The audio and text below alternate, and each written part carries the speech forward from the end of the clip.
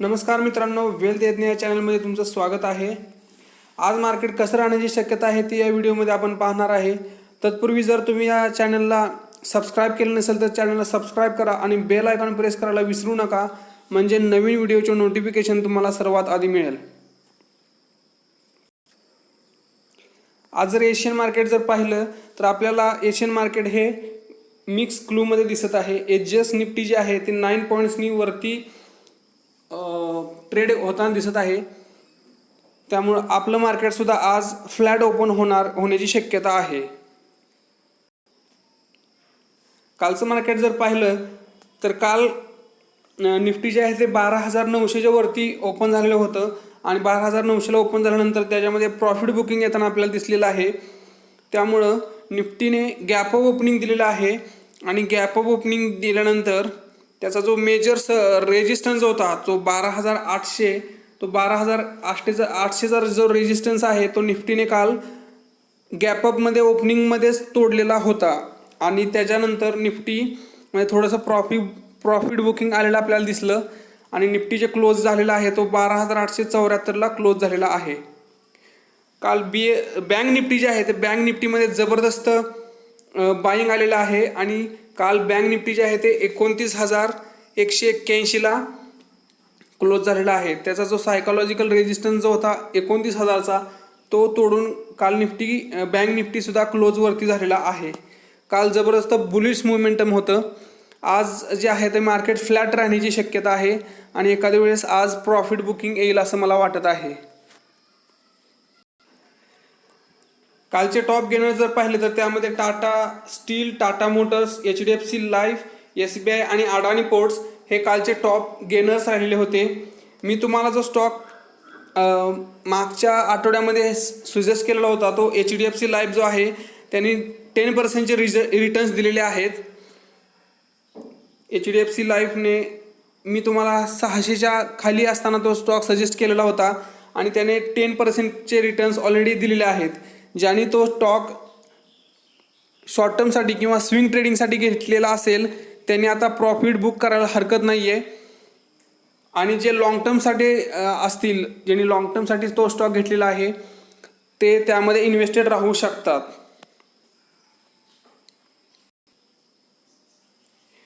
कालचे top loser जर पाहिले तर त्यामध्ये BPCL, hero Motors, NTPC, IOC आणि HCL टेक हे कालचे टॉप लूजर्स होते।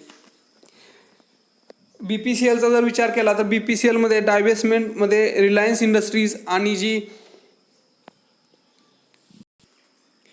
सौदी अरामको आहे यांनी त्यांच्या बिडिंगमध्ये सहभाग घेतलेला नाही, त्यामुळं त्याचा स्टॉक जो आहे तो खाली आलेला आहे। कालचा गोल्ड आणि कमोडिटीचा जर विचार केला तर काल सर्व कमोडिटी ज्या आहेत त्या निगेटिव्हमध्ये क्लोज झालेले दिसत आहेत। गोल्ड जे आहे ते परत 50,000 लेण्याची शक्यता वाटत आहे मला आणि क्रूड ऑइल जे आहे ते 0.5% डाऊन होतं। नॅचरल गॅसमध्ये जबरदस्त व्होलॅटिलिटी राहते। काल नॅचरल गॅस जो आहे तो 2%नी खाली क्लोज झालेला आहे।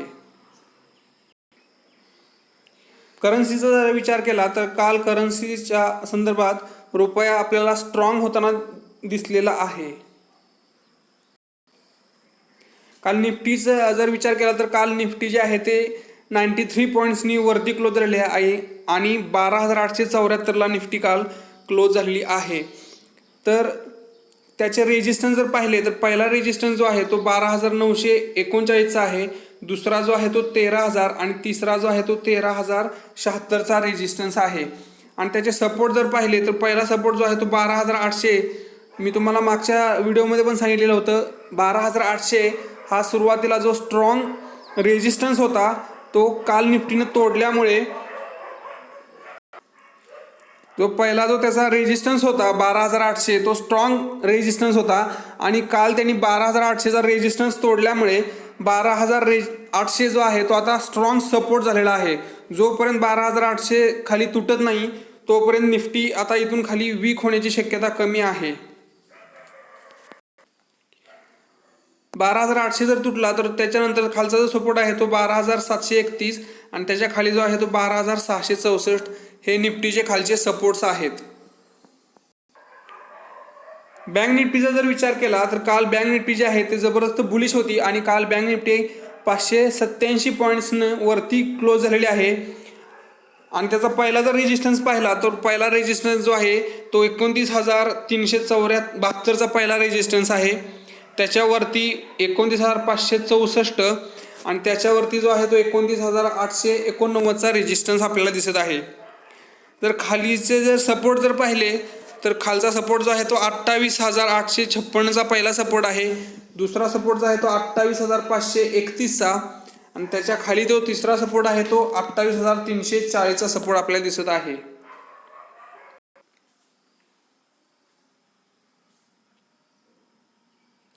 FIIचा जर विचार केला तर काल FIIनी 4,905 करोडचं नेट बाईंग केलेले दिसत आहे आपल्याला.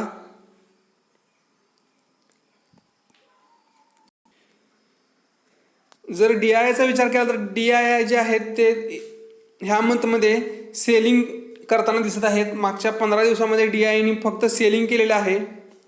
जे नेट सेलिंग जे केलेलं आहे त्यांनी काल 3,829 करोडचे नेट सेलिंग केलेलं आहे आणि मंथ टिल डेटचं जर त्यांचं सेलिंग जर पाहिलं तर 24,130 करोडचे नेट सेलिंग केलेलं आहे. DII फक्त सेलिंग करत नाहीत, ते ग्रॉस परचेस जे आहे ते व्हॅल्यू बाईंग पण करतात. काही स्टॉकमध्ये ते 3,076 करोडचं त्यांनी बाईंग केलेलं आहे आणि 6,905 करोडचं त्यांनी सेलिंग केलेलं आहे. त्यामुळे त्यांचं नेट सेलिंग जे आहे ते 3,829 करोडचं नेट सेलिंग दिसत आहे आपल्याला. आजची गुड न्यूज जर पाहिली तर कोरोना व्हायरसची जी व्हॅक्सिन आहे, जी रशियाची स्पुटनिक व्हॅक्सिन जी आहे ती इंडियामध्ये त्याचं प्रोडक्शन स्टार्ट होण्याची शक्यता आहे.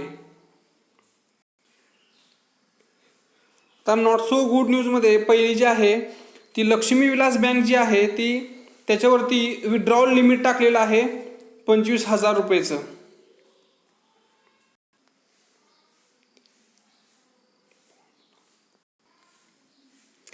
कोरोना व्हायरसच्या संदर्भातल्या जर न्यूज पाहिल्या तर त्यामध्ये काल दिल्लीमध्ये 6,396 जे नवीन कोरोनाचे केसेस सापडले आहेत आणि 99 डेथ झालेले आहेत.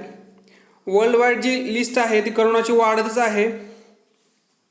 काल टोटल 5,53,00,000 जे केसेस आहेत ते आतापर्यंत कोरोना इन्फेक्टेड केसेस झालेले आहेत वर्ल्ड वाईड आणि त्याचा डेथ जर पाहिले तर 13,03,000 डेथ्स झालेले आहेत वर्ल्ड वाईड कोरोनामुळे.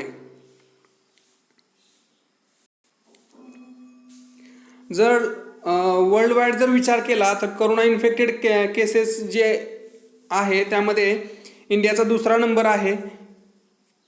भारतामध्ये आतापर्यंत 88,07,000 केसेस सापडलेले आहेत.